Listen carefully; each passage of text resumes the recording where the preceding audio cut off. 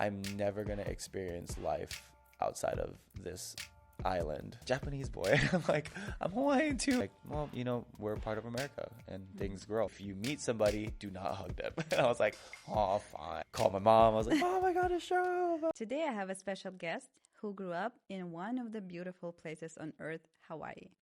We will talk about culture, traditions, and what it's like to live on an island. Welcome to Voices Around. No, 1 hour. 1 hour, Yes, 20? Oh, my yes. God. Okay. Can you please tell me about your childhood? How was it?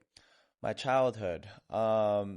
So I was born in Kaneohe and on the island of Oahu in Hawaii. And I lived there from 1 to 5, and then my parents split. And then I grew up the rest of my life in Hawaii on the Big Island. So my mom, if we're just talking about like growing up, my mom is pure Hawaiian with some Filipino, and my dad is pure Japanese. And so when I was in Honolulu, it was mostly my dad's family, which was Japanese. So I feel like 1 to 5, I grew up very Japanese. But if you ever go to Hawaii, it's filled with islanders / Asians everywhere. So 1 to 5, I feel like was very just like, you know, the normal 1 to 5 that any child would grow up in. Japanese side, I would say I spent a lot of time in a restaurant. My grandparents owned a restaurant in Kaneohe, and both of my parents worked there, and they worked a lot. So the kids would just hang out in the restaurant. Yeah. So I grew up a lot around food. I also know how to cook really well because I grew up in a restaurant. And then later, when I was 4 or 5 years old, my biological parents split up.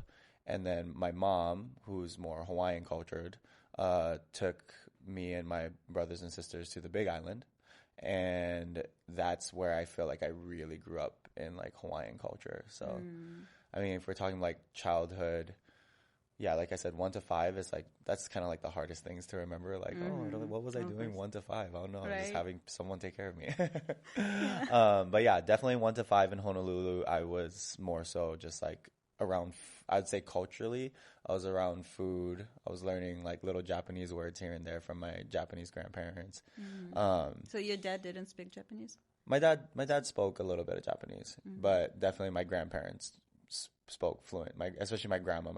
Oh, bless her heart, rest in peace. But she's she was very good at speaking Japanese and English for some reason.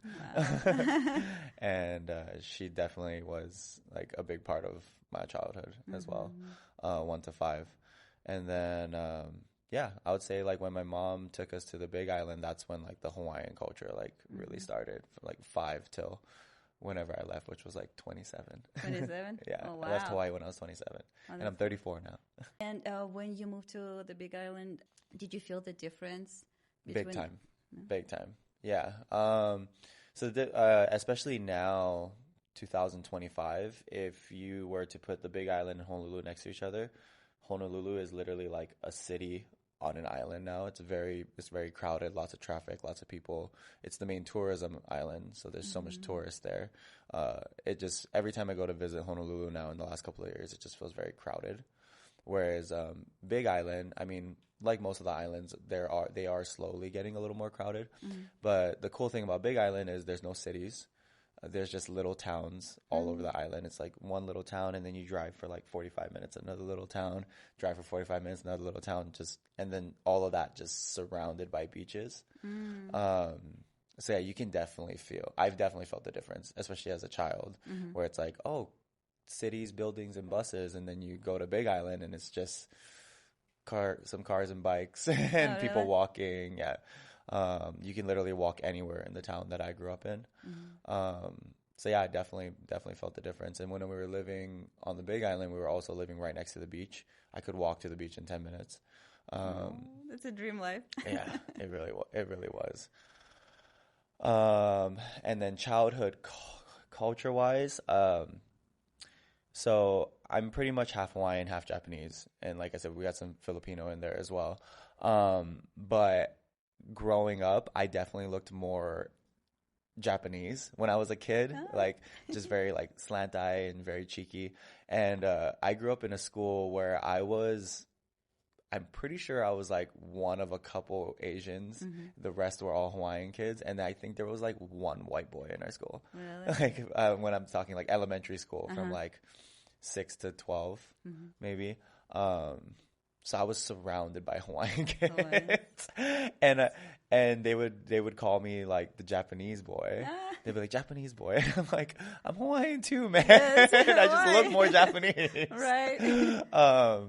But there was no white people just because it was not popular by that time, or they just didn't get along? I guess especially the school. I grew up in so I grew up in Hilo, but within Hilo there's little like small sections, and I grew up in this one section near the beach called Kilkaha, and Kilkaha was definitely just filled with Hawaiians. No way. Yeah, and when I really think back to elementary school, I'm like, I think his name was Andrew, and there was one white boy. His name was Andrew. So I can never forget him because he was the only white boy. And yeah, I think there's the other boy, Gibson. We were like the two Asians. I can't remember if there was any other Asian boys. Yeah. But yeah, I felt very out of place for a second. But do you feel like there was a bullying about a little bit? A little bit? Definitely a little bit. Yeah, Andrew definitely got picked on a little bit, or just like kind of like segregated, like didn't really like hang out with everybody. And then for a little while, I felt separated from the group. You know what I mean? I don't feel like I really got like picked on. But like most kids growing up in a place where you don't look like everybody else, I've had my moments, but the beautiful thing was my mom, man, I love childhood talk. This is so cool. I never get to like relive this too much, but so my mom had 4 kids. I have an older sister who is same mom, different dad. I have an older brother, same mom, different dad. And then I have one more older sister who's 1 year older than me, and we have same mom and same dad. So I only have one full-blooded sister and then 2 half-brother, half-sister. And you're the youngest. I'm the youngest. Oh, I'm the baby. And so mom had 4 kids, and when she met my stepdad, like, which was a huge blessing, like my stepdad Hiram, and I still keep in touch with him until this day. He definitely played one of the like biggest father figures in my life because, like I said, my mom and my biological dad split when I was 5. He also had 4 kids. So from 6 to 12 years old, was that almost 7 years, 6 or 7 years, we grew up in a house with 8 kids, mom and dad. And then eventually my oldest stepsister had a baby. So at one point there was 11 people in one house. Wow, that's a big And family. they used to call us the Hawaiian Brady Bunch, which is so funny. So yeah, and out of all the 8 kids, I was still the youngest. It was, yeah. So that was, the cool thing was my biological dad was pretty much 100% Hawaiian. And so I had 2 Hawaiian brothers and sisters. You know what I mean? So if we're going back to the like getting picked on topic, if I can think back to one story. So the nice thing was I had a godfather, because growing up baby, 1 years old till 5, like I said, my parents were working in the restaurant a lot. So my godfather, who was my grandmother's brother, raised me the most in that time, 1 through 5. And so when my mom took us to the Big Island, he still wanted to take care of me. So as a child, he would send me like little allowances. Like he would send me like $20 a month, which was huge. Like $20 as a child a month. Maybe it wasn't that consistent, but like definitely like for Christmas he'd send me $20. For my birthday he'd send me $20. It was adorable. And back in the 90s, $20 was a lot of money. It was a lot of money. You could I grew up in a town and in a time where for 50 cents you could buy a can of Coke. Oh, really? Yeah, it was 50 cents. there used to be this what we called a manapua truck. What is It's so a manapua. It's like this little like white bread that has pork in the middle of it. Oh, I see. Oh my god, it's so delicious. And that too, like now, like a manapua is like $5. Like back then, it was 50 cents. Yeah. Huge race. So we had this thing called a manapua, which was just like a taco truck, but like we had manapua truck in Hawaii. Got it. And it would drive around our little town, like playing a little song, and like when we would hear it, like as kids, we'd be like, "Oh my god, the manapua truck! Like let's get a soda and a manapua." And then one day, I was buying my manapua, and then I like walked to like the basketball court, and I guess one of the like older Hawaiian kids who was a couple years older than me saw me like take my so I had like my change in my hand, like. And I think I had just paid with that 20. So I had like $15 in my hand, and I put it in my pocket. And then I went to go like eat my manapua, and this big Hawaiian kid comes up to me. He's like, "Hey, give me your money." And I was like, "No." And he's like, "No, give me your money. I'm going to take it from you." And I was like, "No." And I like tried to run away. And then all of a sudden this like big kid like tackles me to the ground. I think I'm like 7 or 8 years old. And he's like trying to like steal the money out of my pocket, and I'm like crying. I'm just like on the floor, just crying. I'm like, go away, don't do it. And then all of a sudden, I feel the big guy get like thrown off of me. This is like one of the coolest stories I can remember as a kid. But I mean, there's a lot. But then I'm like curled up in a ball, like on the ground, and I feel the big kid get thrown off of me. And then I turn and look, and it's one of my stepbrothers. Like one of my stepbrothers was like watching out for me, and then I'm like, oh my god, he's like beating that kid up. My stepbrother was huge, big Hawaiian dude. And I think when I was like 7 or 8 at this time, my older brother's like 13 or 14, and he's just beating up this kid. He's like, "Don't touch he's my like, brother." "You leave my little brother alone." And then like that dude is like all messed up on the floor. My older brother comes up to me with his bicycle, and he gives me his bicycle, and he's like, "Ride your bike home and tell mom and dad what happened." And I was like, "Okay." I start riding away, and I turn around, and my brother's still beating on him. You're like, yes. Yeah. So this is gonna sound hilarious, but yeah, like as being the youngest in our family, I had 7 older siblings who really like the cool thing about, and you know, in a lot of different cultures as well, especially in Hawaiian family, you do not mess with the younger siblings because you will have all the older siblings after you. That's good though. Yeah, it was really cool. So I think for a while, like I felt out of place for like a couple years, but then eventually, like they were like, "Oh, Kalani's part of the Kavelu family. Oh, let's not mess with him. He is Hawaiian." Yeah. So thanks to like my stepdad and my stepfamily, like I feel like our side of the family got accepted really well. Whereas like, especially like as a, I want to say it's very like, what's the words I'm trying to think of? Where like, you know, Hawaiian men in the past were, you know, they were providers and they were warriors. They fought many battles. So that was kind of the idea and like the women were very like, you know, make sure the family's fed, make sure the children are taken care of, you know, make sure we have a roof over our head and some clothes on our back. So growing up as a, you know, someone who looked like a very Asian boy in a Hawaiian filled culture, like I felt like I had to like live up to the name of like being in a Hawaiian family, because the rest of our family looked really Hawaiian. It was just me and my sister. My sister who was 1 year older than me, who also had the Japanese dad. But the thing is, like the girls were like kind of like out of that picture, you know. I felt like as a boy, I really had to like prove myself. And my stepdad, who also was this to me, when I think back to a kid, it's so crazy. Like I saw him like maybe like 5 or 6 years ago, and I'm like the same size as him now. But I just remember being a child and being like, this guy is ginormous. Yeah, thanks to him and growing up in like that Hawaiian culture, I felt like it became like stronger as a human being, if that makes sense. Also, my stepdad was a football coach, and so he like forced me to play football, which also like, you didn't want? Oh no, no, that's another whole story. But yeah, it was like I said, I was very blessed because I feel like if I stayed in Honolulu, I would have grown up more of like Asian bookworm. Like, no offense, but no. It's okay. Yeah. And again, that also would have been cool, you know. But Would be different.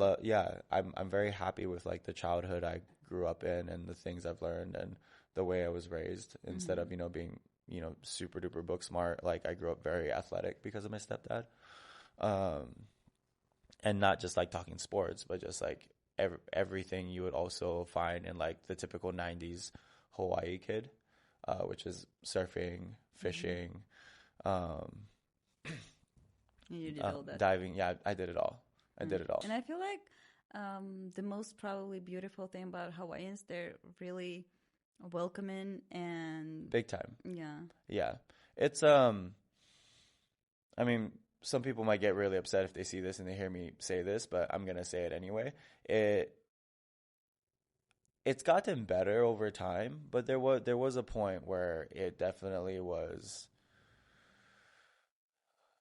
uncomfortable. And I think it's not more so just like the generation or the time. It was just like certain people, like every culture. I don't think it's like, sure, there's like culture guidelines and boundaries, but there's also like people who are, who have grown and learned that society changes, versus like there's also people who just like they live in the old days and that's the only way. And so I've definitely have seen situations in my life where what we call in Hawaii, which would be the typical white person, Caucasian, we call them haoles, which is to me very like it's not like a nice thing to say to somebody. It's pretty disrespectful, and I heard it a lot growing up as a kid. And it's something that Hawaiians say, and sometimes they say it casually. They try not to mean harm, but obviously the whole concept behind that is that white people came to Hawaii and Americanized it as a negative thing. Where at the end of the day, like, till this day, it's like Hawaii has been a state for so many years, some people are very welcoming to that. And then some people are just still very old school, like, oh, keep the white people off of Hawaii, and I'm like, well, we're a part of America and things grow. And sure, the culture is still there. And I think it's forever going to be a battle because, of course, too, I'm the type of person who like believes in like, sure, there's all these different cultures and races and the way people were raised and the morals people grew up with. But at the end of the day, I think there's just good people and bad people. It doesn't matter what you look like. You know what I mean?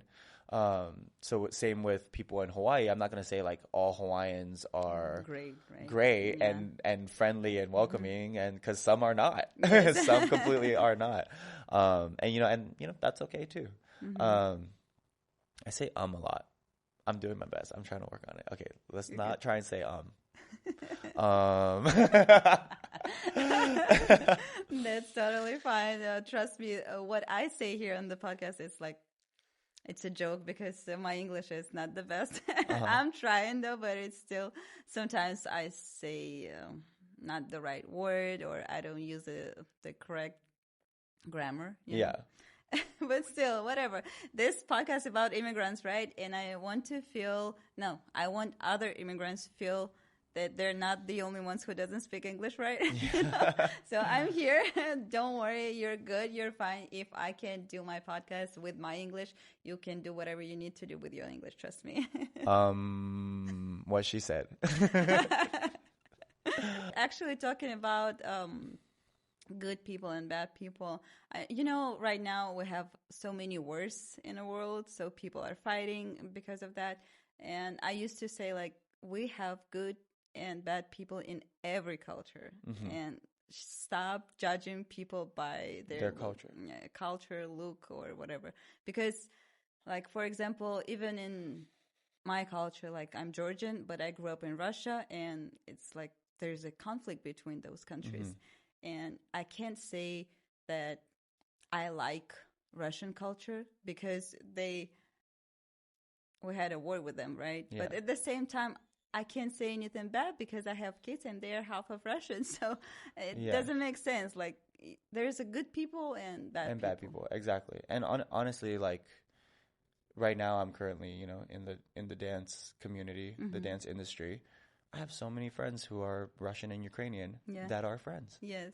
So it's just like wherever And they you are work in the world. together, And right? they work together. They're friends, you know. So yeah, I highly believe that like wherever, you know, regardless of whether it's the Russian war or anywhere, there's just, you know, like hopefully there's more good people than bad people, but Right. there's just, that's all it is. It's good people and bad people. Most Hawaiians are very welcoming. I want to say, I would Yes. say the majority are. It's just a small handful still are just very old school. And it's, I say this also coming from a little trauma. My Hawaiian Filipino grandpa never, this one's like really tough for me. Really hard. My mom's dad, so my Hawaiian grandfather, he never accepted me because I looked Asian. Really? Isn't that crazy? Yeah. He never spoke to me. He never hugged me.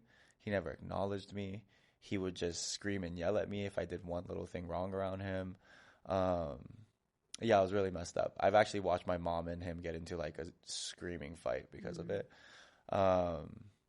So yeah, like I said, it's just like, I think that's where I speak from when I say that, like, yeah, sure, like over 90% of my life in Hawaii, I've experienced just happy, awesome, welcoming, loving Hawaiian people. But unfortunately, my grandfather was not one of them. Again, just very, very old school. He loved all the girls in our family. And my older brother, my older cousins, who were all these big Hawaiian dudes, he would laugh and have a good time with all of them. But I never once how old was I when he passed away? He passed away when I was 23 or 24. So from 0 to 23, 24 years, never had one nice interaction with my grandfather. And I tried.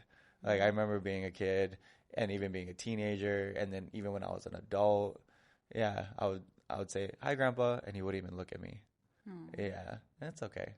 Yes. But at the end of the day, like, he raised a great family. He had 6 kids, you know, like he was awesome in his own ways. But you know, it is what it is. Yeah. And Was it the same with your sister? no, not at all. He loved my sister. Like I said, he loved all the girls. Just because you're a boy? Yeah, I was a Asian boy. I don't know what I did wrong, but since it's like from a little kid, I think it's a Filipino game. There's this Filipino card game called Payut, and it's a card game. So it's like a little card game, and then they would gamble at my grandparents' house, but it's not like big gambling. Yeah. Like literally, it was like with quarters. Yeah. Like they're gambling. It's like a card game, and they're gambling with quarters.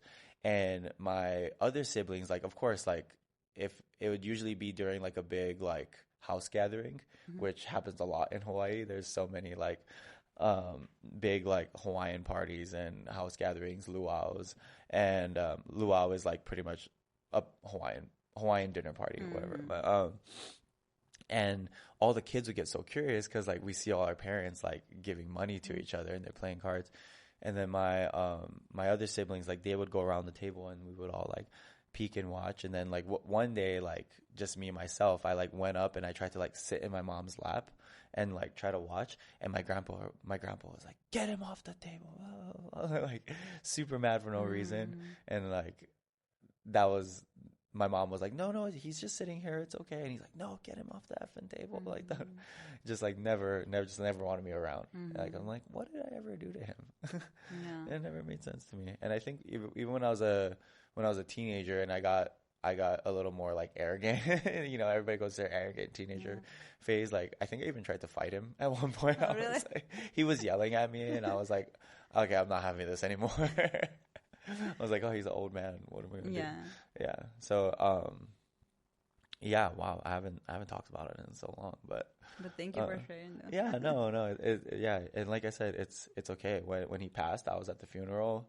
I support my mom is the oldest of 5 siblings with her mom, and like 8 siblings because he also had kids before he met my grandma.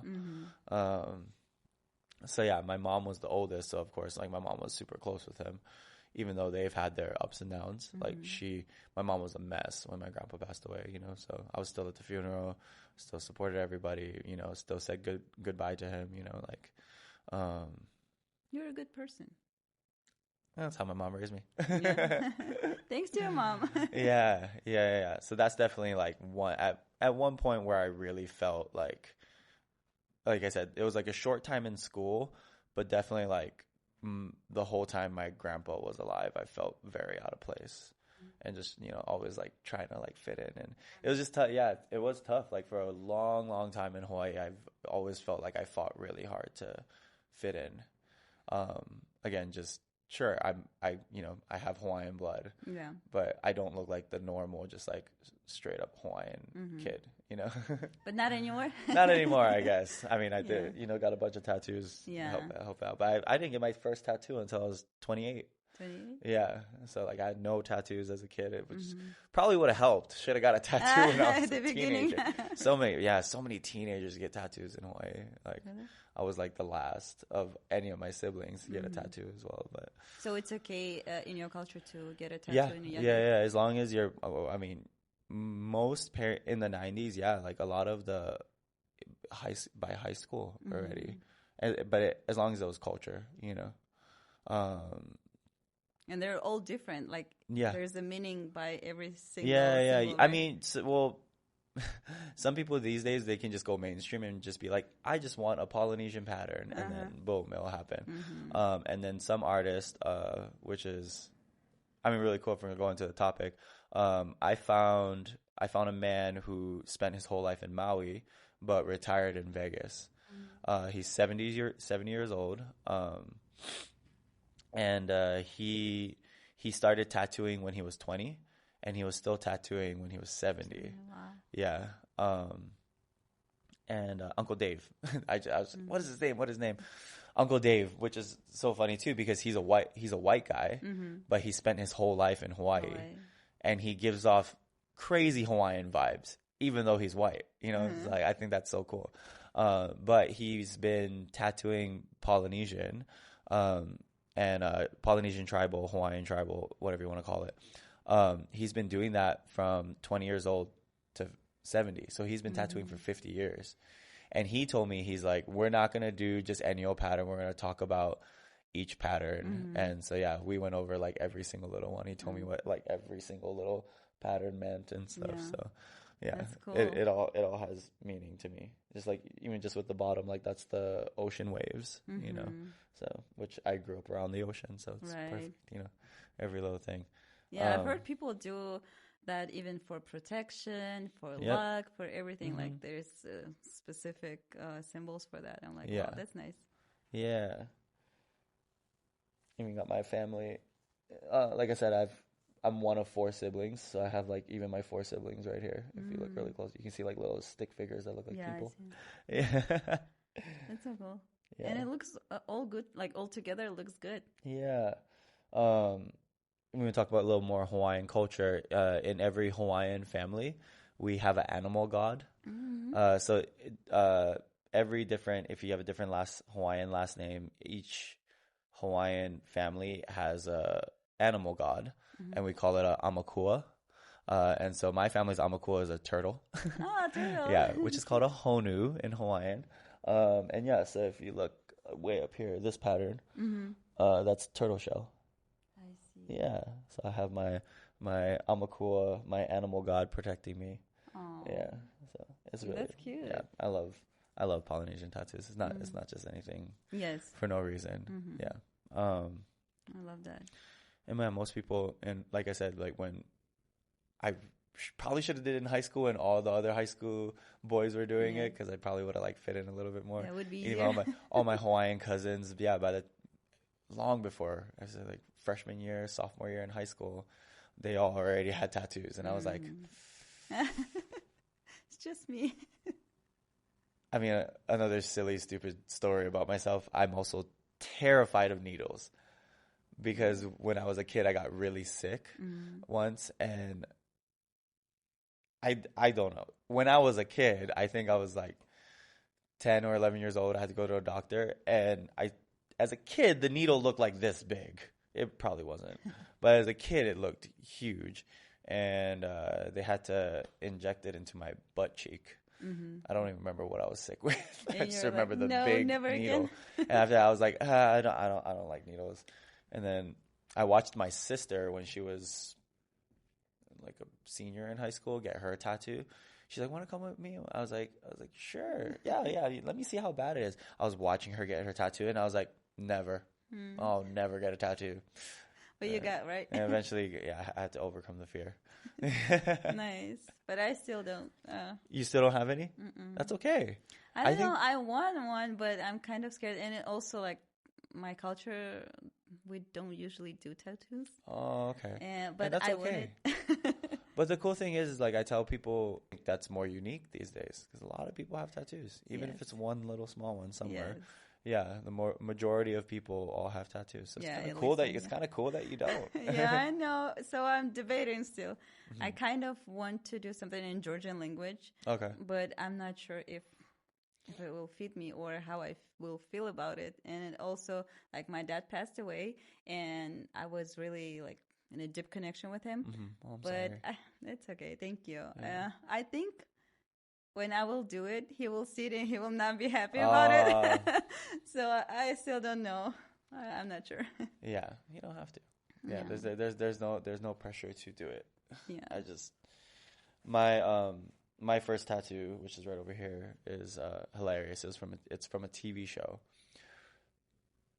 but it was a TV show I really resonated with. Like, I loved so much, and so a part of me really, like, when I did leave Hawaii in 2018, one big mindset I had was to overcome all of my fears, and fear of needle was real, like, was big time real. And I was like, you know what? I'm never gonna overcome this fear of needles unless I, like, face it. So I was like, okay, let's just get a small tattoo. So I have, like, the small little sun tattoo that I have right here. And yeah, that was, like, a big part of, like, overcoming my fear. Yeah. This tattoo took an hour and 15 minutes. At 45 minutes, I fainted. I'm not even joking. He was going, and then all of a sudden, I was like, oh, my head kind of hurts. And then, like, the room started, like, moving a little bit, and I was like, hey, bro, is it okay if we, like, take, like, just, like, a 2-minute break? And he's like, yeah, you want some water or something? I was like, yeah. He, like, made me a cup of water. I drank the water. I took a deep breath, and then I passed out. No way. Yes. I remember just being in the chair, like, oh, okay. Is it done yet? It's been 2 minutes, bro. You're like a kid, you know? Like, Yeah. Is it done? Is it done? So, yeah, when it was done, I felt very, like, proud of myself. I was like, dang, I, like, hate needles. And I've also fainted before for also getting, I once got a cortisone shot in my hip because my hip got really messed up growing up as a dancer, you know? So I went to this one doctor, and she recommended me getting cortisone, and she shot cortisone right into the back of my hip bone. Same thing. Stood up after she gave me the shot, fell right back down, passed out. Because of the pain, or? I don't know. I just, needles. I don't know. Mentally. Also, I don't think it's just needles too. I'm sorry. It's very, like, random topics that we're talking about. Falling off culture, which is so strange, but I'm afraid of, like, pointy objects, I guess. I don't like stare. Yeah, like I can't look at, like, which is funny. I cook a lot, so I work with, like, knives a lot, but I can't look at the tip of a knife. Yeah, if I stare at the tip of, like, I just don't like looking at a sharp object. If I was in a scary movie and a bunch of sharp objects came at me, it'd be over. I just Okay. Now we know what not to do with you. Yeah. No sharp objects. No, thank you. Nice to know. That's funny. And you said when you moved here, you were 27. And just turning 28. Because I left Hawaii in September when I was 27 years old. And then November was my birthday. So yeah, like 27, 28. And why did you move here? I'm just, like, sticking on, like, the culture aspect of it, because I like came out of the Hawaiian culture eventually because of dance. I like grew up in a, you know, studio that was ran by a white woman, like a dance studio. And then that sparked the whole journey of, you know, becoming a professional dancer. Even though like I was, because obviously mainstream dance studios wasn't a thing in Hawaii, you know, like also growing up as a Hawaiian kid, like everybody learns how to do the hula, which is traditional Hawaiian culture dance. And then because, you know, Hawaii is part of the Polynesian islands as well, like a lot of like Polynesian culture entered Hawaii too. So when you see Tahitian, which is like the girls who are like shaking their hips really fast with the skirts on it, that's actually not Hawaiian. That's from Tahiti, Tahitian. Yeah. So, but again, all that culture is together. So it's all like islandy culture dance, which, you know, like the girls all learned Tahitian, the boys learned hula. We learned many chants growing up as kids, so we chanted a lot. And in Hawaii, there's like a good amount of work for Hawaiian culture dance. But you know, by the time the 90s, early 2000s hit, you know, like a lot of like mainstream hip hop culture had hit the islands, you know. So it's something new. Everybody's excited about it, you know. So breakdancing, which was like my first style of dance that I learned, was really popular in Hawaii in the late 90s, early 2000s. I feel like in Russia too. Yeah. There was a lot of Russian b-boys. Yeah. I've learned that too a little bit when I was a kid. Like, that's why you're working on your handstands now. Yes. Kind of. So I mean, I grew up at a park. I remember my first dance move was trying to, you know, learn breakdancing, and we were learning it like at a basketball court when we would like take breaks in between like basketball games on a basketball court at a park. And one dude did like one cool breakdance move, and we're all like, "What the heck? Teach us!" And so we like started learning. So for 2 or 3 years, me and a bunch of friends that I made and some other guys I went to high school with, we would all meet up at a park in a little pavilion, and we would put cardboard on the floor. Yeah, that's what we did, yeah. And the older guy of our group, who was a senior in high school, just going into college, he was the only person who had a car. And so, you know, he had this old boombox at home that he would bring to the park to play music. And it was so funny because he would come and pick all of us up. We were all in like middle school. He would come with his like old Subaru, those like big Subaru hatchbacks, and we would squeeze like 9 people into that car. And he would drive us to the park.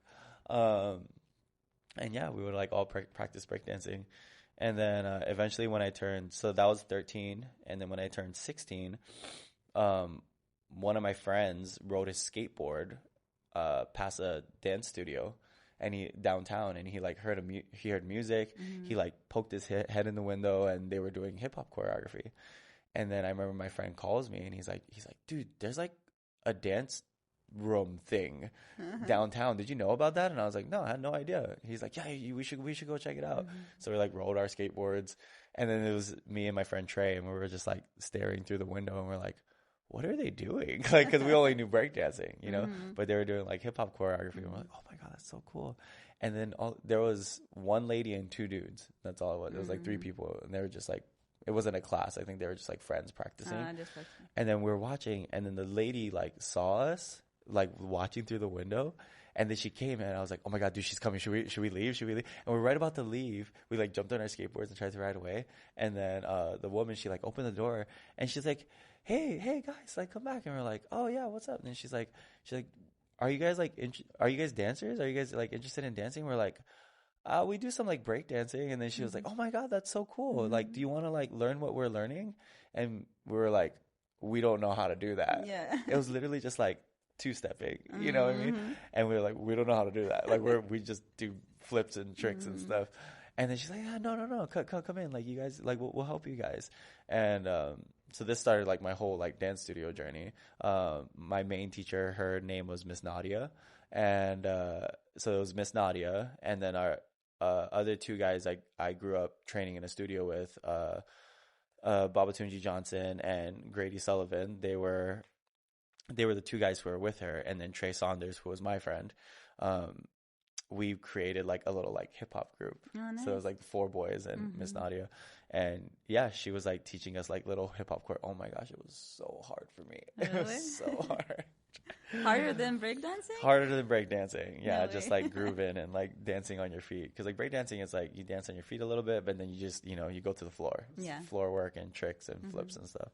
So yeah, that stuff was so hard for me. And yeah, that was the studio I grew up in for 10 years, from taking classes to becoming one of the teachers there. And eventually my studio owner, Pierce Socerlo, when I was 21, so I was in that studio 16 to 21, 5 years, and me and Trey, we became scholarship students and then eventually teachers. So as scholarship students, we had to like clean the studio in trade for free classes. But because we were 4 boys out of 120 students, so we were like the only 4 boys and the rest were all girls. When it came to like the ballet program, our director made us take ballet. Really? And so I grew up like, yeah, in that dance studio, like I did everything. I did ballet, I did tap dancing. So because we were the only 4 boys, our director was like, you guys, all 4 of you boys have to learn how to lift these girls. And then of course us being boys, we were like, oh my God, we get to lift the girls. Yay. And so the 4 of us got really good at partnering, you know. At first we were just being teenage boys, like, oh my God, I just want to pick the girl up. But we did get really, really good at ballet, partnering, contemporary, all the styles. And eventually, by the time I turned 21, my director was like, you need to go and be a professional. But at this point, I was already teaching like a lot of classes there when I was 21. And I was like, I don't want to leave my students. And also like you get the up and down thing about the island is like, island's always going to be a beautiful place. But if you, for like someone like myself who had some talent in the whole like mainstream dance industry world, there's not a lot of that, you know. So if you stick to just like culture dance, hula, like you can get jobs out there performing. But in the mainstream world, ballet, hip hop, contemporary, there's no jobs in Hawaii for performing. So the only way you can make a living is becoming a teacher. So I swear by the time I was like 21 or 22, I was teaching like 20 classes a week from like the dance studio, and I was teaching in like my old elementary school. I was teaching kids at my old high school. Like I was teaching a lot of classes because my goal was like the moment I fell in love with dance, which was when, I don't know, sometime in high school, I completely fell in love with dance. I told myself, I want to grow up and be able to pay my bills just dancing. You know, that's always been my lifetime goal. And I found out in Hawaii, I was like, oh, early 20s, the only way I can do this and still pay my bills is teach a lot of classes. So I taught a lot of classes. When I was 21, my studio owner, Pierre, she was like, dude, you are so talented. Please go to New York, go to LA, go to Las Vegas. I really think you can be successful. I did not believe her one bit. I was like, first of all, I was like, I don't want to leave my kids. You know, I don't want to leave my students. And also the island gets so comfortable.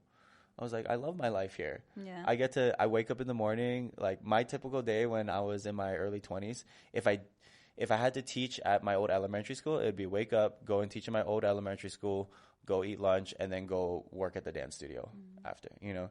And then if I didn't have to teach in the day, it would be wake up, go to the beach, literally lay at the beach, go swimming, fishing, whatever. And then 4 p.m. hits, oh, time to go teach the kids at the dance studio, you know.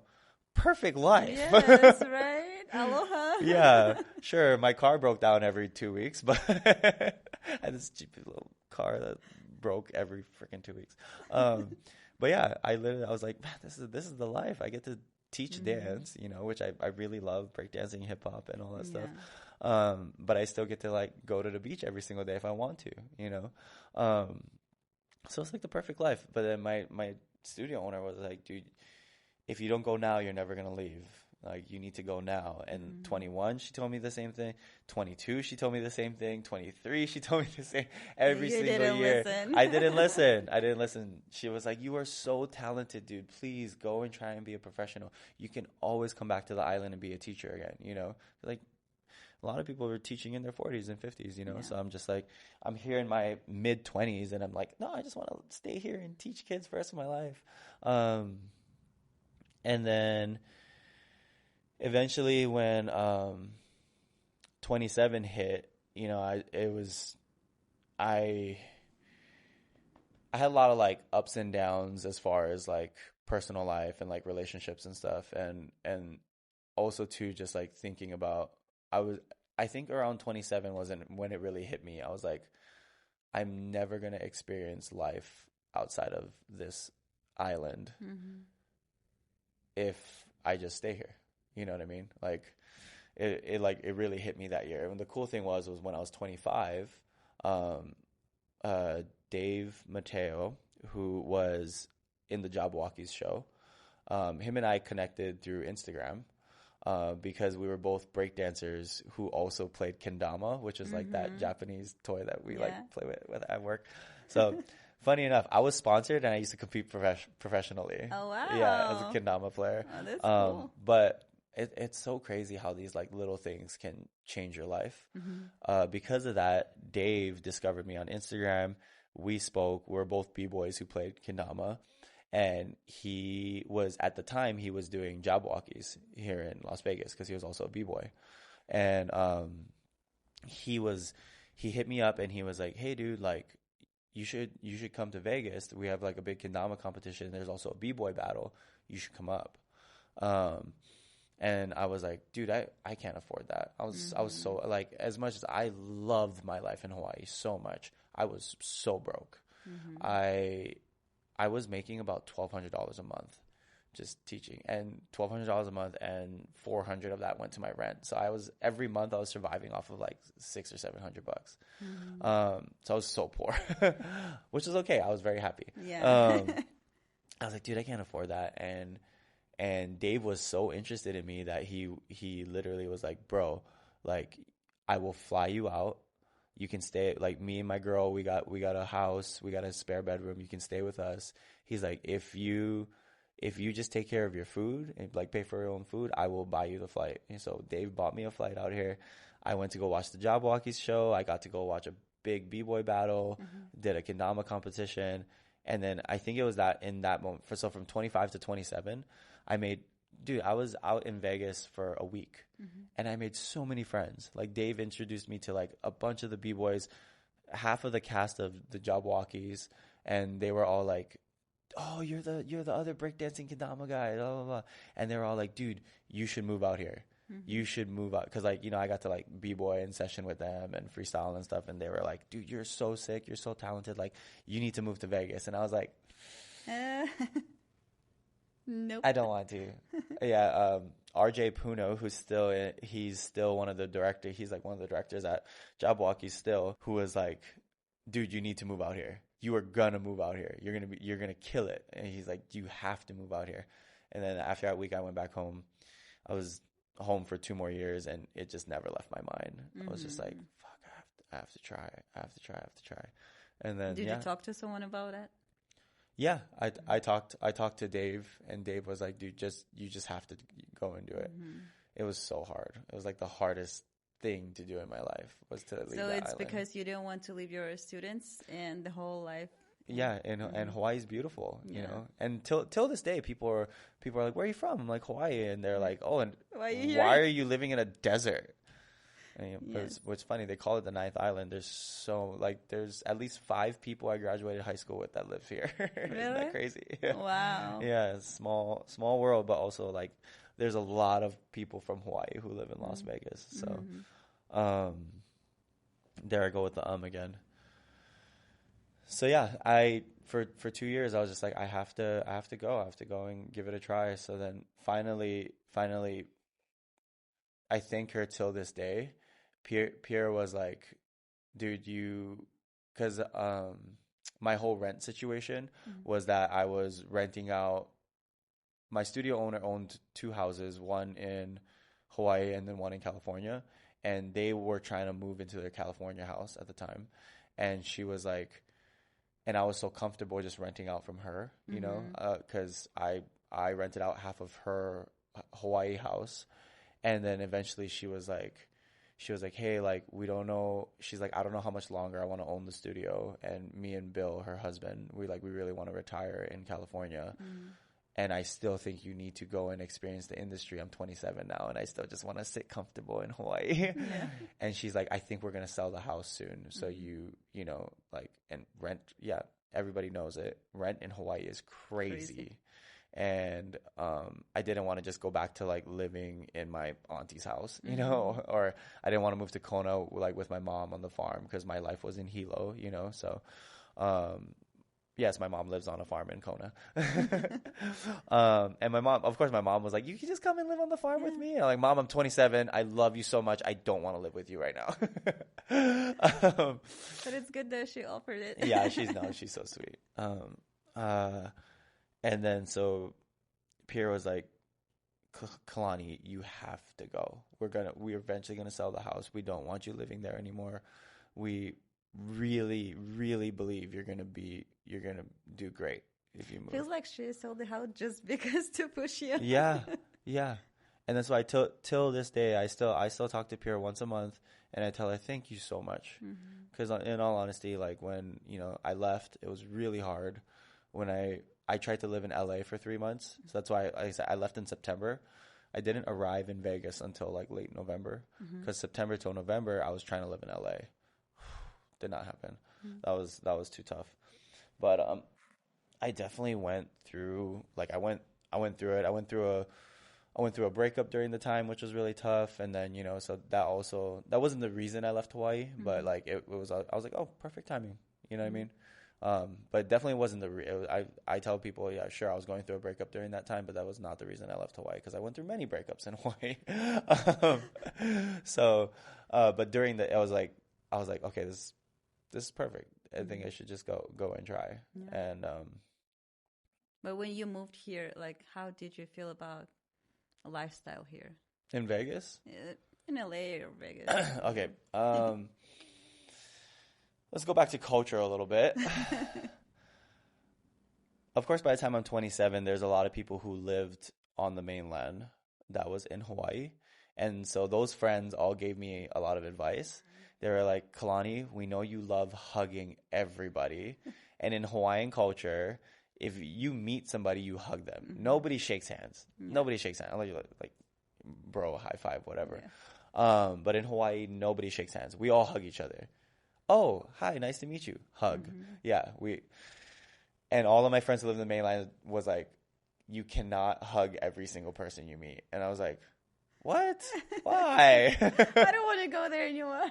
Which is funny because I don't know if you remember when we first started working, I hugged you. Yes, of course. I'm really comfortable at Magic Mike now. I'm the same person, so I always hug people. Yeah. No, and I love that. But they were like, dude, when you arrive in LA and you go and take classes and do auditions, if you meet somebody, do not hug them. And I was like, oh, fine. Oh my God, that was so weird for me. Like I said, in Hawaii, sorry if this is weird for anybody, but like in Hawaiian culture in the 90s where I grew up, we still kiss our mother on the mouth. Like my mom, on her lips. And then with aunties, uncles, and other, females, males, we all kiss each other on the cheek. And even like in a brotherly way, like I said, it's just culture. Like brothers, we put foreheads together in Hawaiian culture. So like if we're like not going to see each other for a while, or we haven't seen each other in a while, we'll like put our foreheads against each other. So that was very different for me when I moved to LA, and I was like, hi, nice to meet you. Like, stop yourself. Yeah, don't hug them. And then, but then also too, there's so many different cultures that still do that. And then I think like Chastity, one of the ballet girls I met in LA, I was like, hi, nice to meet you. And she hugged me, and I was like, oh, this is so nice. Finally. I was like, No, I still do that. I don't know. I just feel like sometimes, people, you can tell like. Yeah, body language. Yeah. You just got to read it. No, you just stay away. Yeah. But most of them, even new people, I just hug and they're okay with that. They're the same. You know, it's funny at work is like a lot of times when Thomas, our head of PR, he'll be like, "You got a good review," or it used to be Casey. Somebody used to say they're like, "Oh my God, Kalani at Magic Mike, he's like one of the most welcoming people." And I'm like, "Yeah, because I'm actually allowed to hug everybody if they want it." You know? So I don't know if you notice at work, like you will see me hug so many audience members. We all know you're the sweetest. Yeah, you know? just like hug you. Hi, how you doing? A hug. Yes, yes.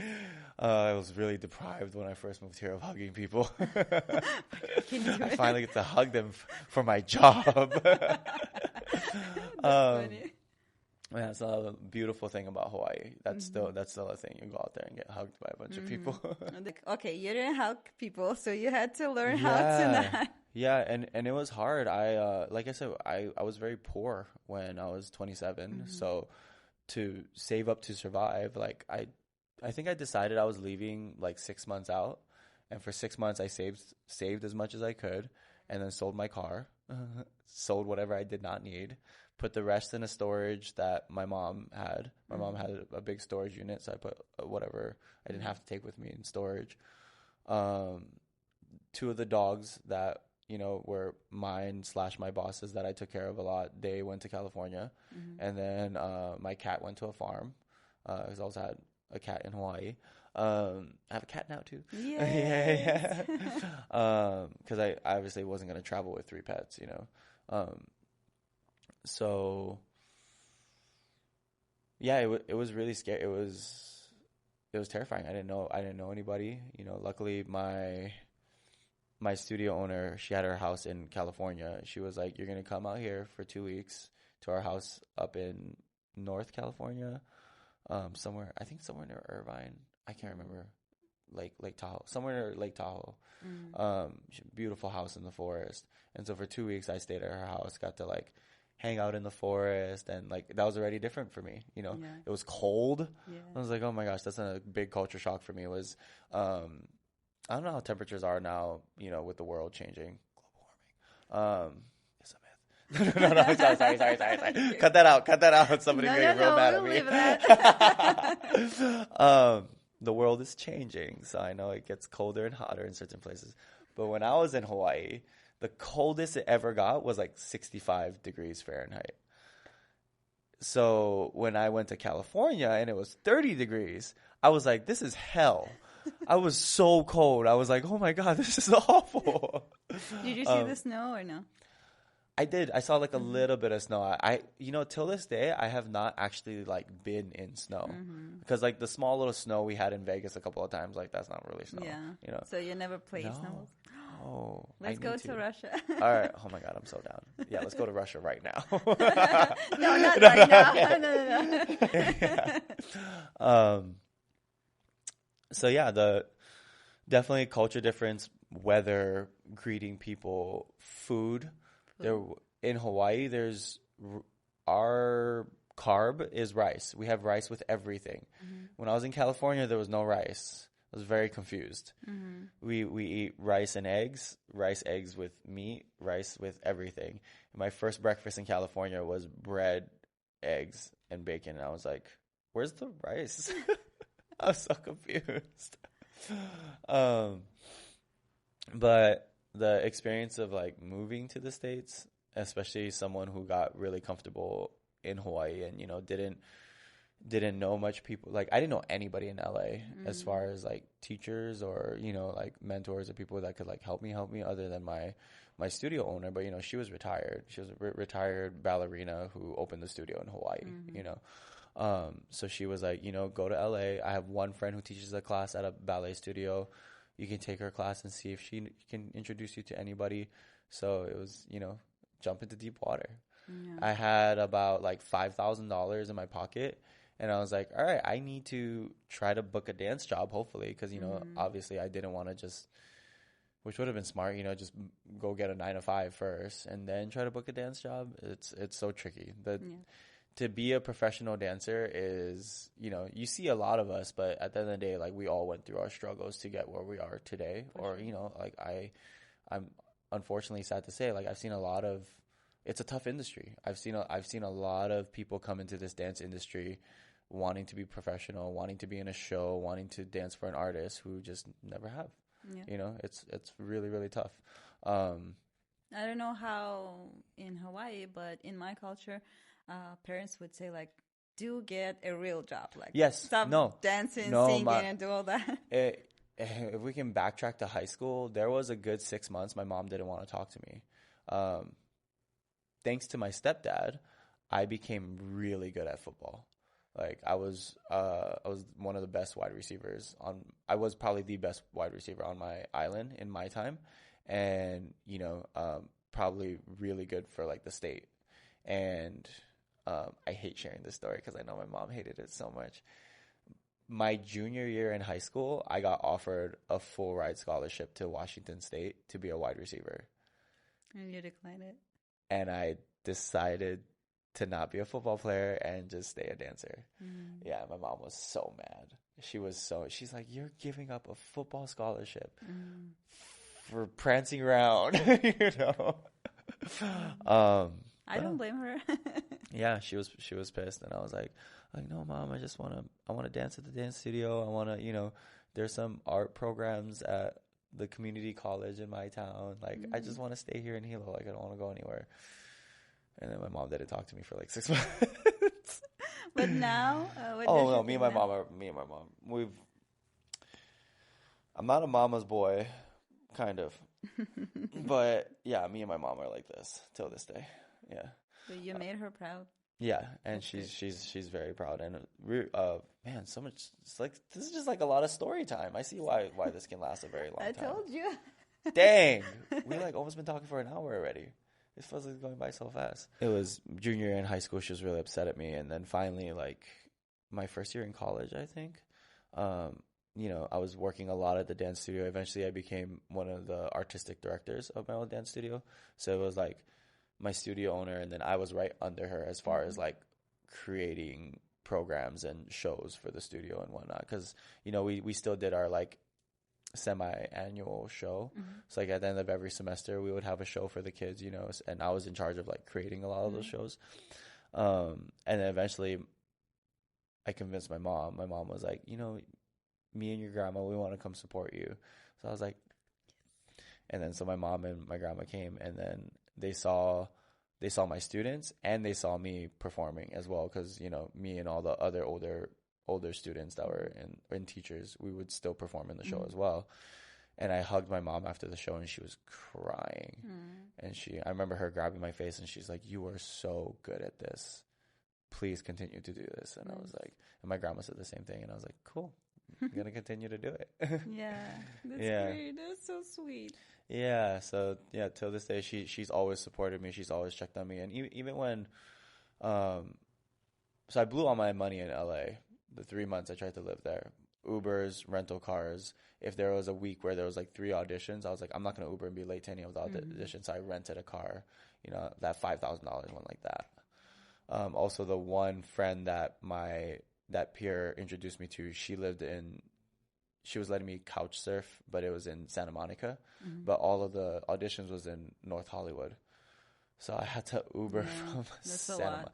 Yeah, I was Ubering and renting cars, and I slowly started running out of money. And, the beautiful thing about my mom was like, "You can always come back and live with me on the farm and, maybe get back into dancing here." I don't know, but already at that point, I saw it was a whole nother level, obviously, like, all of these shows and performing is on the mainland. It's not in Hawaii, So I already saw people who are 50 times more talented than me. It took class with people who are like, everybody's incredible, Where at some point on the island, like me and a bunch of my friends, we became the best for the island, because we loved it and we did it a lot. We trained it a lot.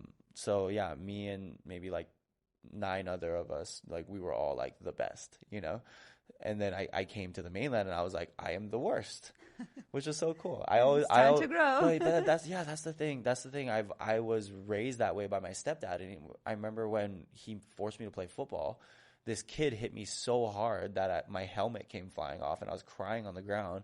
And he's like, "Did you like that?" And I was like, "No, not at all." He's like, "Well, you're gonna have to find a way to hit harder than him."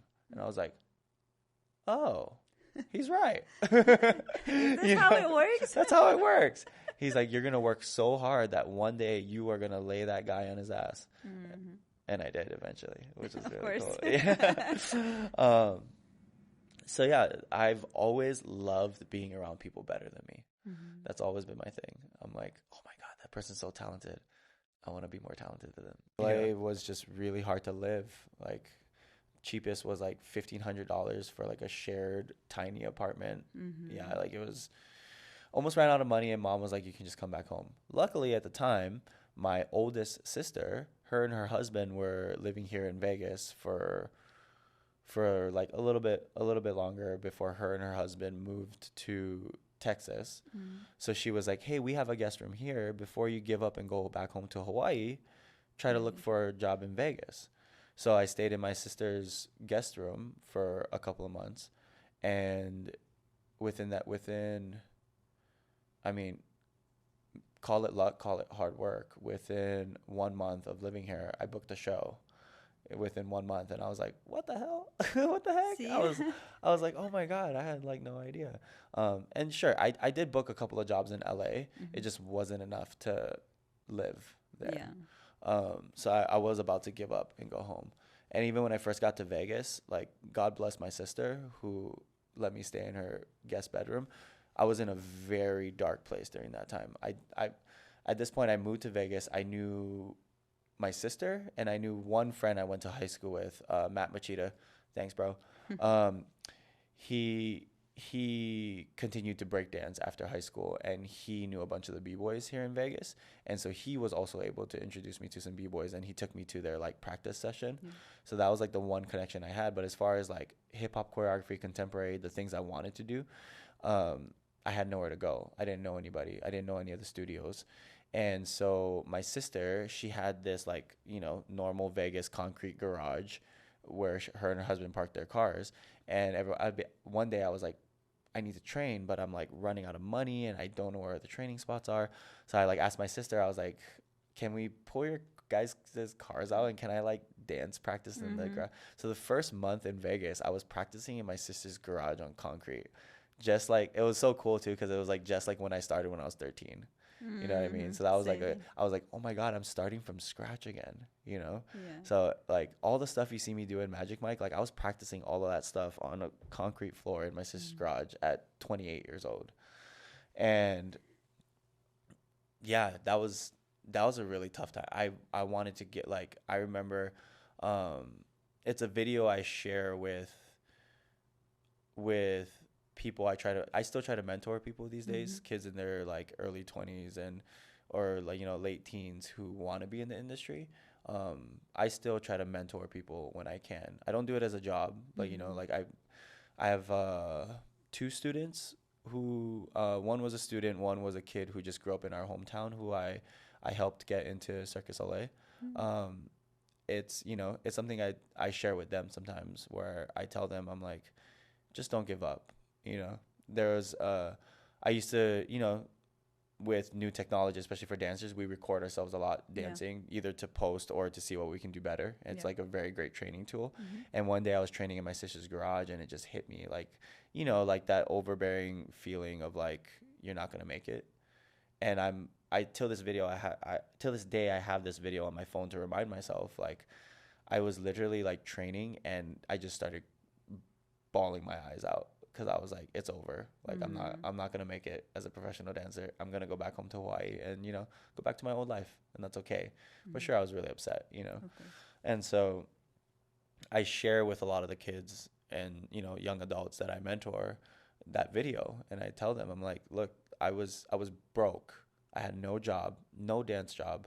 I was right about to run out of money and go back home, And here I am in tears just training in my sister's garage.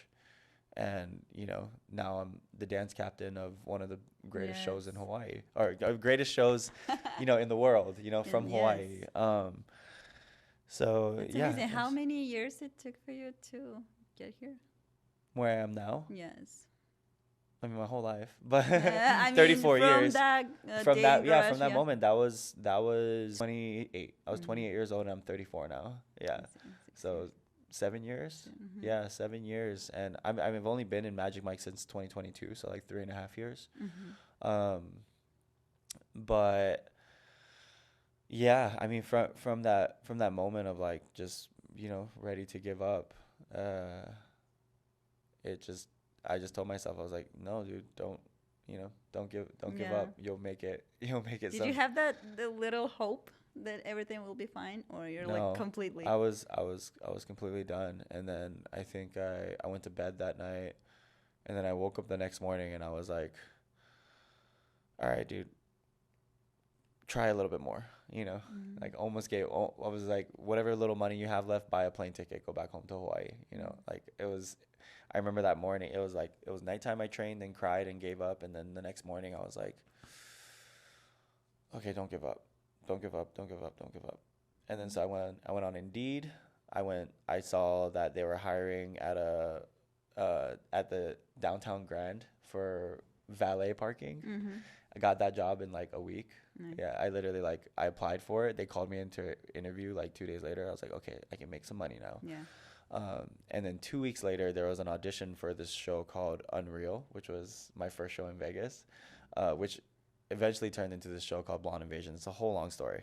Either way, but the first show I did in Vegas was called Blonde Invasion. It was so cool. I showed up to that audition. There was like 50 boys and like a little over 100 girls, and they're only booking 2 boys and 2 girls. And so out of like 50 boys, I was one of the 2 boys who got booked for this new show. Yeah, and I was like, called my mom. I was like, Mom, I got a show. Blah, blah, blah. I was so excited, and I was like, and I told Pierre, I was like, Pierre, you like, like I didn't believe you, but you were right. Like I didn't think I was talented enough. I didn't think I was good enough. And it was my first show audition. I auditioned for like a couple gigs and stuff out here in Vegas, but the first show audition I did, yeah, and I ended up booking it, and I was, that changed my life. I met one of my main mentors, Daryl Rivera, who he's one of Shania Twain's dancers, and then my other main mentor, Matt Guerrero, who also still gigs a lot out here in Vegas. Like they took care of me like, it's always a balance between hard work and being lucky to meet a lot of people who are there for you and take care of you. And yeah, Maddie G and Darrow, yeah, they took such good care of me, and I wouldn't be where I am today without them. And yeah, from that show, I met so many good people in the industry, and I got pointed in the right direction. I got told the right classes to take to become better, and ever since then till this day, like everybody wonders, like you'll see on my story, like took this person's class, like I till this day and until the day I die, like I never want to stop getting better. Yeah, and I feel like like I said, maybe it's my Hawaiian culture, maybe it's I blame a lot of it on my stepdad, my big Hawaiian stepdad, still big in Hawaiian to me, yeah, it was such, and I feel like it is, Hawaiian culture. Like a lot of, I want to say majority of the Hawaiians that I know, we all work really hard all the time. Yeah. And we're never satisfied. We always want more, blessing and a curse. Yeah. But it's good now. Yeah. It makes you stronger. Yeah. Yeah. So yeah, it was a really tough journey, but I do believe that like growing up in Hawaii, that gave me a lot of right aspects and tools. And like I said, in Hawaii culture, we are very kind, we are very welcoming, and I've come to learn, even in like the worst situations, if you just stay calm and you stay kind and let the other person yell and scream in your face, it doesn't make anything better. If you're the one who stays calm and talks it out and just continues to try and be a good person, like that'll solve everything. And I believe that if you're a truly kind and nice person, the universe or God, whatever, will help you later. Like you met nice people who helped you out. Like I feel like it's for a reason, because you're a good person, and I feel like it's your payback. Yeah, and oh no, and trust me, like that's really beautiful for you to say, but I've had my moments in life where I made my fair share of mistakes. Like nobody's perfect. I've been hurt, but I've also hurt people as well. But I've, that made me who I am today, and the thing is, like, people can hurt people and learn nothing from it. And, in my early 20s, mid 20s, like, I've had my moments where I'm like, dude, come on, that was so shitty of you, and I look back at that person, I'm like, I never want to be that person again, so as long as you're, like, willing to grow as well. And that's why, like, in a lot of different ways, it took me a long time to grow. But the thing is like, and whatever religion, you believe in, respect to whatever, like what I tell people, respect to whatever religion you believe in. I grew up a Christian, and in a lot of ways I still am Christian. My mom is a heavy Christian. But if there's one thing I believe, it's karma. I believe if you're really good will come back to you. If you're really bad, I think some bad will come after you, like, and I am a living example of that. When I was in my life, and this is why I'm just gonna choose to continue to be good as much as I can. When I was being a bad person, so much bad stuff happened in my life. Not saying that nothing bad happens in my life now, but it was very transparent. And as soon as I was like, Kalani, stop being an asshole. Kalani, stop being, like, stop hurting people, like, so much good happened, so it's just like, why not live that way, So now it's just like, regardless of whether good things happen to me, bad things happen to me, like, I just want to continue to, be good to people. Yeah. Try to make everybody happy as much as I can, even though I know I can't, Yes. But I'll try. I'll do my best. And it helped me become very successful, from people to, like, one thing we say in Hawaii is malama da aina, which is, take care of your land. And that's why, like, if I see trash in our theater, I pick it up. A lot of people just walk past trash. I'm like, no, pick up your trash. There, it's things we learn in Hawaiian culture that just, like, helps. Like, what I come to learn, like, helped me be very successful as an adult, especially not being in Hawaii anymore. Like, love on people when people are upset, kill them with kindness. Like, we did that so much in Hawaii, and so yeah. That's what I feel about all Hawaiians. Like, at least from who I know, they all, like, you all give me that vibe, like, of kind, love, peace, respect, and everything good. Like, I don't even know any Hawaiian who will be mean or even just I don't know any. And like I said, even in the worst situations where there's a lot of upset people, like, we always try to find the most peaceful, happy, peaceful solution. You know what I mean? You said you were going through a breakup and all that when you moved here. Like, did you date a Hawaiian girl, or it was? She was mixed. Yeah, she was a white girl. I see. So, like, what is the difference between not the whole relationship situation, like Hawaiian and non-Hawaiian? Like, what's the difference between? I don't think there is really. The same thing? Yeah. And I think it's the same in, like, I mean, like, culture-wise. Okay, I'm just going to say it. Girls from Hawaii are very strong. They're very strong. Not saying, and again, too, it's man, it's the world's so sensitive these days. It's so hard to speak knowing that this is going to go online. We're not trying to offend anyone.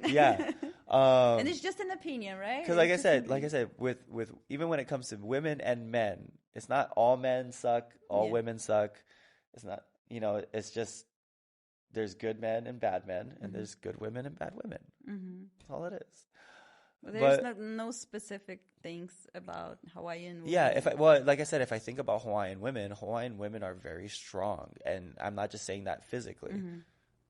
A lot of them are strong physically, but I'm just saying, like a lot of my female friends who are Hawaiians, they're very strong, mentally, physically, and emotionally. They're very strong. They're very, Is it good or bad? In a good way. I think in a good way. Yeah, because you said Hawaiian girls are very strong. Like it's a bad No, thing. okay. So what I was like, almost like a bad thing is because we say this thing in Hawaii called tiramok, and if you're called a tiramok, it means you're like a big, strong Hawaiian I see. woman. Where like sometimes sometimes girls just want to be girls. Yeah. Where it's like no, like Mm-hmm. the Hawaiian girls I grew up around were warriors. I And a lot of them are very like I want to say like family oriented, see. Mm-hmm. like all the girls in Hawaii, like how like some people are like iffy about like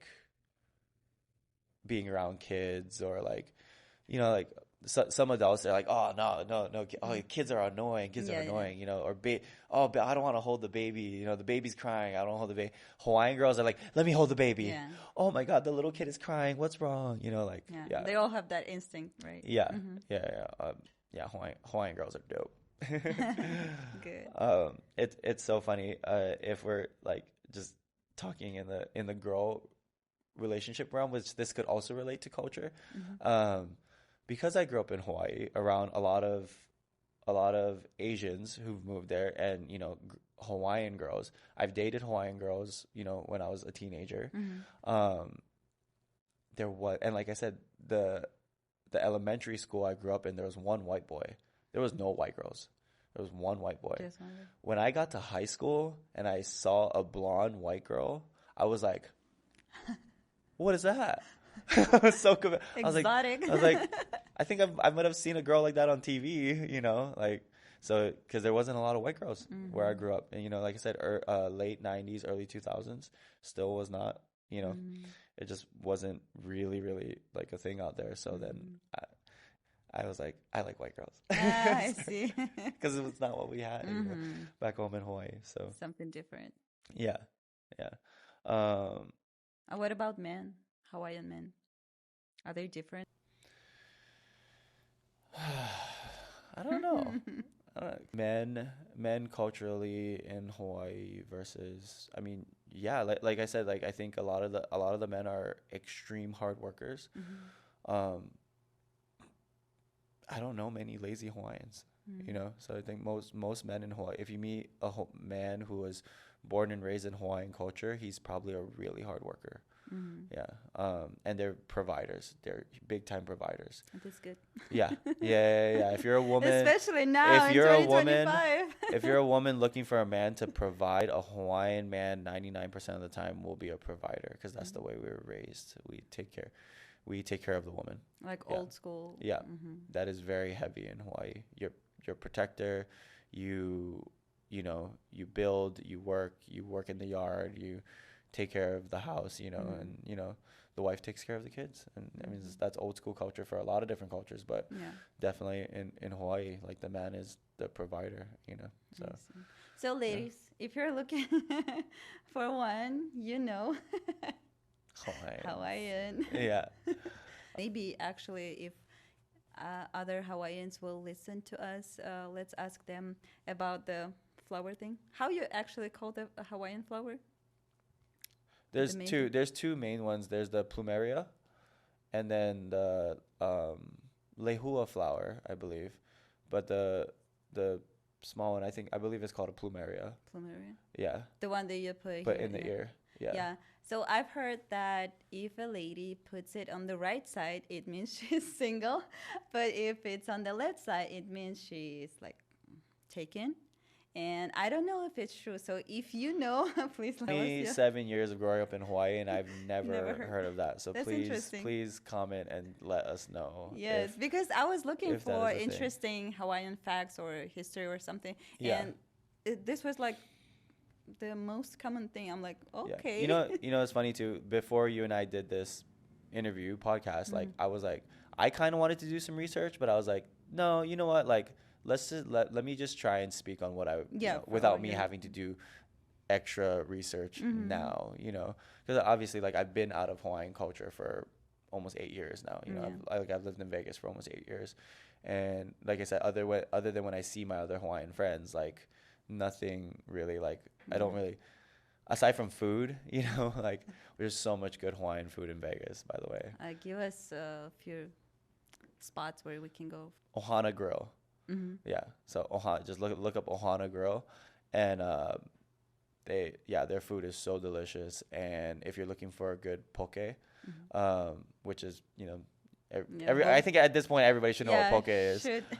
Poke spot, Paina. The owners are actually from my hometown. Hmm. Yeah, and their poke is so delicious. They also have mochi donuts, which is not Hawaiian, but still delicious. But Uh-huh. yeah, so definitely Paina and Ohana Grill. Okay. Free advertisement, you're welcome.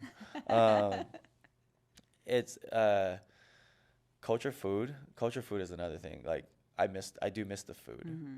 Like I know, remember one of your questions, like what do you miss? Yes. I really miss the food. One of the like biggest mainstream Hawaiian foods is called lau lau, and as a child I hated it because it's wrapped with a vegetable. Okay. But it's wrapped with this thing called a luau leaf. And it's the leaf that grows from a taro, which is a type of potato. It's a potato root, and out of it grows a leaf. Mm-hmm. And so they chop the leaf off, and then they take pork or chicken and they put it in the leaf. They wrap the leaf, Mm-hmm. and then they boil it. Oh wow. I don't know if there's other ways to make it, but that's how mom made it. And then it comes out, and it's this soggy leaf Mm-hmm. covering delicious pork. Mm-hmm. And as a kid, they would serve it to me, and I'm like, "What is this green thing?" And I'll try and scrape off all the leaf, and then just get to the pork. But it's also like one of the most popular Hawaiian dishes, honestly. But now as an adult, oh, it's so good. I highly recommend as an adult you try lau lau. But if you're somebody who's like super against vegetables, you're gonna hate it. But yeah. And do you remember Nicole's birthday party? Yes. Do you remember the eating contest? Yes, but I'm so picky, so I didn't even try. Yeah, you didn't even try. Yeah, yeah. So at our Yes. boss's birthday party, who she's also from Hawaii, she had a traditional Hawaiian luau birthday Yeah. party, which had all Hawaiian food, and one of her birthday games was a poi eating contest. So, like I said, the luau leaf came from a root potato called a taro, which is like a purple potato. Yeah. And so you take that potato and you mash it up, and it turns into this little like pasty thing. Mm-hmm. That's what. Yeah, I remember. Yeah, it's called poi. No We had a- one could eat it. Nobody could eat it. She had 5 volunteers, and nobody could eat it. And then she was like, "Kalani, come on stage, show them how it's done." Dude, I ate that whole thing in like 2 seconds. Right, easily. It's so delicious. I remember that. Yeah, lau lau poi. What's another one? Lomi salmon. It's like a little mixture of like salmon cubes with tomatoes and onions. Oh my gosh, it's so delicious. I definitely I miss the food in Hawaii. I miss it so much. And then- Recently, I've just tried Hawaiian, like, it's a bakery stuff. It was Haupia? Was it coconut? probably. Was it Yeah. white? Yes. Yeah, haupia. I'm like, wow. Was it good? You liked Yes, it? I Yeah, it's liked because it, it's yeah. coconut. Yeah. I actually don't like coconut, but this one I Oh, okay. liked, and I'm like, oh, maybe I It need was to go to soft. Hawaiian place. Yes. Yes. Yeah. Mhm. Haupia. Hope, yeah. Yeah. And yes, as someone who lived in Hawaii, I've definitely climbed the coconut tree and cracked a coconut open at some point in my life. Yeah.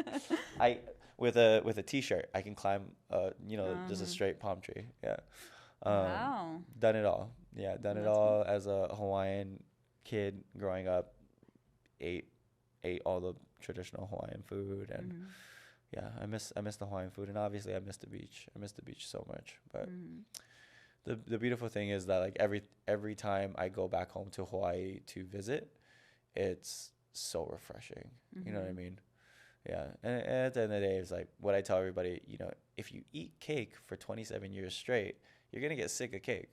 Mhm. Not saying that I'm sick of the beach, but like definitely when I lived there for 27 years, Yeah. like 3 weeks would go by and I don't go to the beach because, it's, Yeah, like, you have I've it, been around like, it. Yeah, I've been Hawaii. around it so much. I'm like, oh, I haven't gone to the beach in like 3 weeks, but yet the beach is like right there, Mhm. So now every time I go back home to visit, I'm like, oh, this is so beautiful. Yes, of course.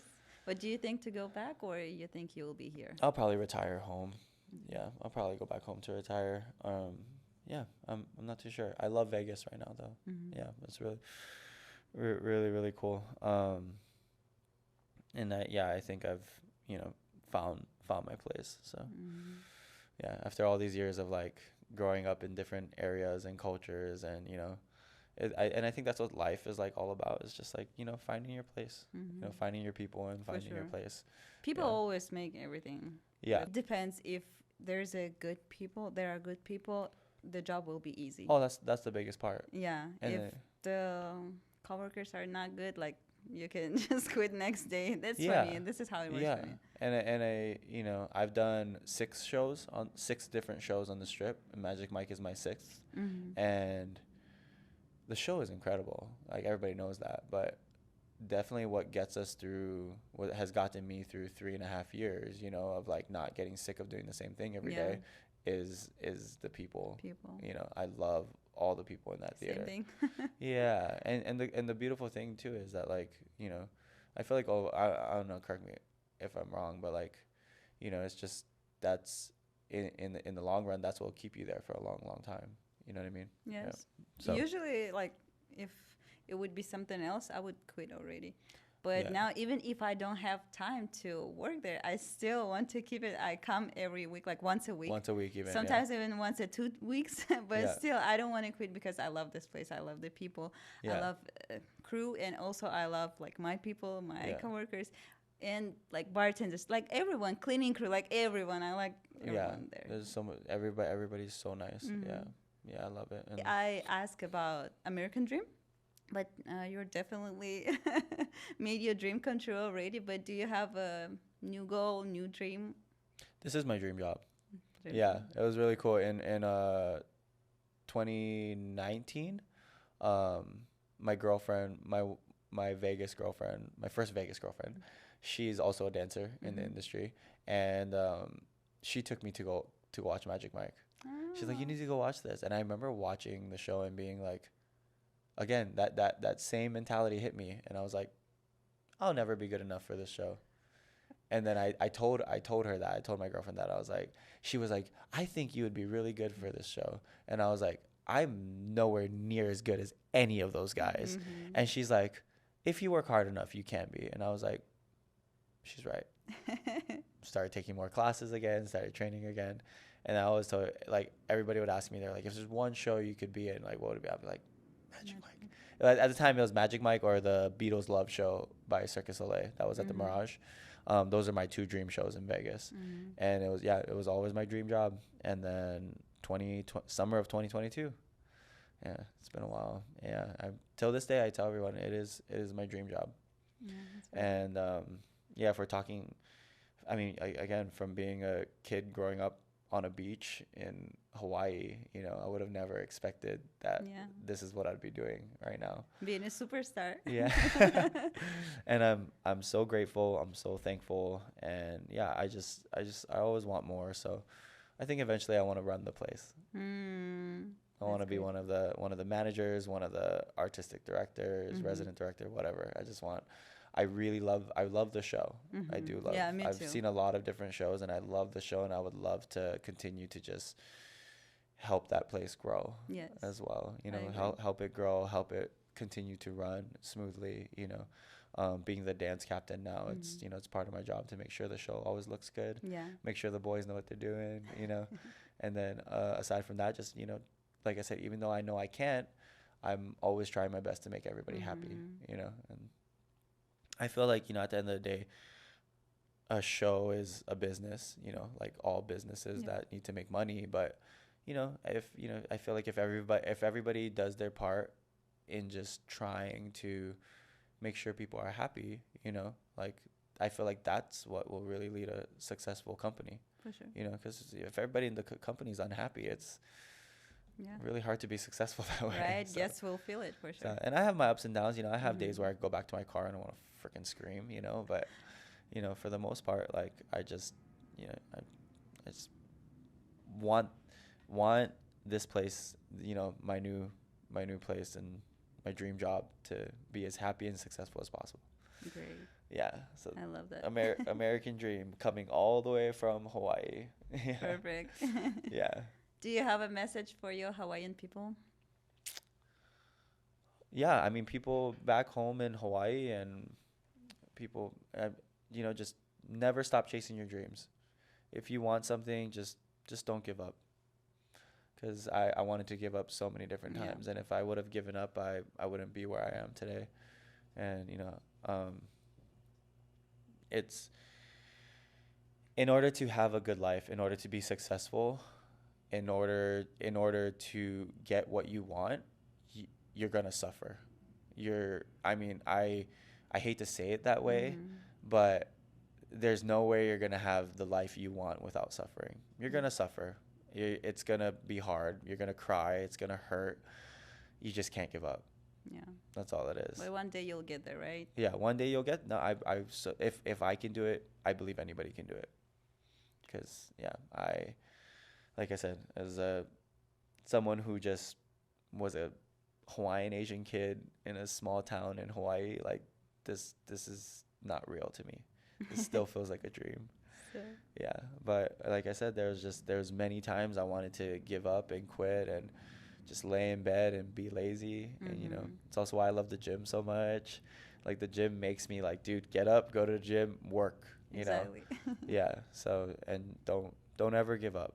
Yeah, for everyone in Hawaii, like if you want to open a business, if you want to own a restaurant, if you want to, no matter what you want to do, you want to be a music artist, like don't give up. That's all. Great message. Thank you. You're welcome. And we're waiting for your comments, guys. Please like and share this video and let everyone know about our perfect, amazing guest, Kalani from Hawaii. It was a nice conversation. Thank you for coming. Thank you so much. Thanks for having me. Thank you.